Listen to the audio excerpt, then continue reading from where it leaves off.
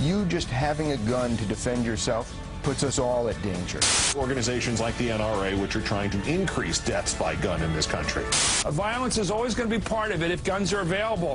That made sense to me for years, because it's logical to think that if more people own these, there'll be much more gun crime.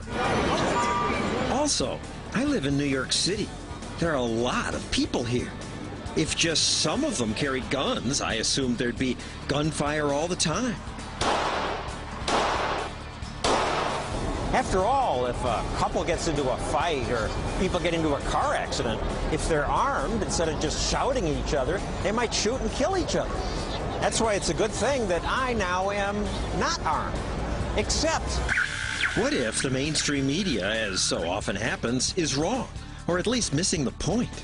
what if more guns means less crime?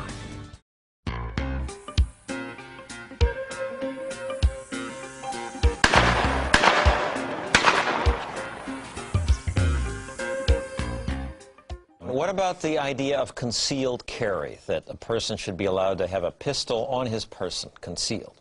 I think it'd be a wild, wild west. Oh, yeah? In New York City? Are you kidding me? There'd be a lot more aggression. There'd be a whole lot more shootings. So I believed that for years, despite having become a libertarian. It was just intuitive. If everyone around here has a gun, that would lead to much more gun crime.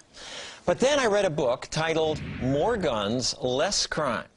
It's an odd title. It was sort of a head spinner for me. How can more guns lead to less crime? So please welcome the author, John Lott. So how can more guns? Your fans here. Well, we have a biased audience. It's nice to have that once in a while. But why less crime? Make your case. Just as you can deter criminals with higher arrest rates or higher conviction rates, the fact that a would-be victim might be able to defend themselves can also make it riskier for criminals to go and commit crime and deter some of them from doing it. My research finds that the police are probably the single most important factor for reducing crime, but I think the police themselves understand that they virtually always arrive on the crime scene after the crime's been committed. And that raises a question: what do you advise someone to do when they're having to confront a criminal by themselves? And simply telling people to behave passively actually turns out to be pretty bad advice. But people injure themselves accidentally with guns. They kill themselves with guns. They get angry and shoot someone in a heated moment. Right. Guns make it easier for bad things to happen. But they also make it easier for people to protect themselves and prevent bad things from happening. The question is, what's the net effect? I can't find a place in the world where we've had a ban on guns and you haven't seen an increase in murders afterwards. Concealed carry terrifies a lot of people, and many people would be shocked to know how many states already allow it. And here is, I think, a very cool map that shows which states already have it. States that have concealed carry laws are colored yellow. This was the law in 1986. That's 25 years ago. Over the years, more and more states changed their laws to allow concealed carry. The mainstream media and my neighbors are so isolated here in New York City and Washington, D.C., most of us have no clue that carrying a concealed weapon is already legal in most of the country. More places all the time, legal guns, yet crime does keep dropping. More guns, less crime. Dennis? When John says that the consensus of experts is that these laws have led to the crime decrease, that is absolutely wrong. That is, and what he does is he conveniently excludes from his analysis all of the public health researchers that have weighed in on this. John, and time again they have said that John's data simply does not support his conclusions and that this is a very dangerous policy. Bad data. Some people have said that.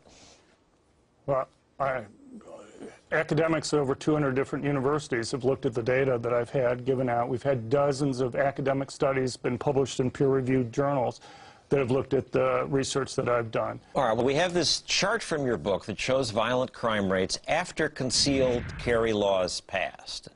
Here it is for murder. It's impressive. After the law passed, crime went down. When we hear about the murders and robberies, we don't often hear about the murders or robberies that are stopped because someone has a gun. Sometimes people just show a gun and the robber runs away. Mark Walters says he pulled a gun and a robber ran. Nikki Gozer says because she could not pull a gun, her husband was killed. Susanna Hupp says her parents were killed because of gun restrictions. So, Susanna, let me start with you. You and your parents went to a restaurant. What happened? Well, at that time in the state of Texas, we weren't allowed to carry, and so many of us had our guns out in our car. A madman drove his truck through the window and very methodically began executing people. He had complete control over the situation, and the short version is that he killed 23 people, including my parents. And I was very angry because I didn't have the opportunity to at least change the odds. And had you had your gun, you would have stopped him. You know, you can argue that back and forth. As your other guest said, you can what if it to death. But the one thing I don't think anybody can argue with is that it would have changed the odds. Not one of these mass shootings has occurred in a place where guns was allowed. I mean, stop and think of that. I can't think of a single place where a mass shooting has occurred where guns were allowed. These people look for fish in a barrel. They look for easy targets and high body bag counts. And at this restaurant, you weren't the only person who left her gun in the car. Yes, sir. There were a number of people. My manager friend, a young woman that was killed, her gun was out in her car. A man whose wife was killed. My parents had just had their 47th wedding anniversary, and when we had an opportunity to get out, my mom chose to stay with her mortally wounded husband, and so she was killed also. And Susanna, you wrote a book about this. Yes, sir. I wrote a book about that detailed the event, and it also, quite frankly, is intended to convert people who are maybe a little squishy about guns, because I'm not a hunter, I'm not into blasting Bambi. But Blasting Bambi, your book title refers to the legislature. What happened? We actually changed the law in Texas immediately before I got in, and we've made several improvements since then. Nikki, what happened in your case? My husband, Benjamin Gozer, was murdered right in front of me by a man who had been stalking me. I'm a right-to-carry permit holder in Tennessee. You had a gun for your safety? Yes, but because of Tennessee state law, at the time, I had to leave my loaded, permitted, legal weapon locked in my vehicle that night. The Tennessee law said you can't take it any place that serves alcohol. That is correct, but the man that murdered my husband brought one in, and he did not have a handgun carry permit. Criminals don't care about the law. And had you had your gun, you think you would have been in a position to stop him? I believe so, and like Susanna said, you know, at least we would have had a fighting chance at being survival instead of just being pure victims. And you talk about the gun being the great equalizer. Yes. If you really think about that, you know, a bad guy doesn't even have to have a weapon. You know, I'm a little lady. All it would take is a 250-pound man with his bare hands to overtake me. Yes, it is an equalizer. I mean, you think of men carrying guns, but you think it's more important for women. Absolutely, and especially a woman that may have a stalker. Mark, what happened to you?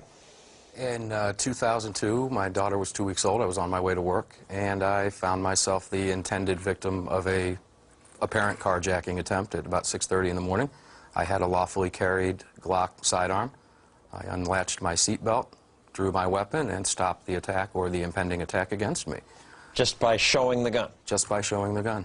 Just by showing the gun, yes. And we don't know how often that happens because that doesn't get reported. No, we do, actually. There are estimates. The Department of Justice is at about 800,000 is the lowest I've seen. The Gary Kleck has done studies that show approximately up to 2.5 million times. So I became one of those statistics. The founders had just fought the American Revolution. They'd seen friends and family members die in the struggle to be free from tyranny. They wanted to make sure that people could defend themselves against an oppressive government. One of those founders, George Mason, observed to disarm the people was the best and most effective way to enslave them. Now, don't get me wrong, I'm not saying we ought to take up arms against our government, but I'm saying the founders were onto something that is captured by this bumper sticker. Politicians prefer unarmed peasants.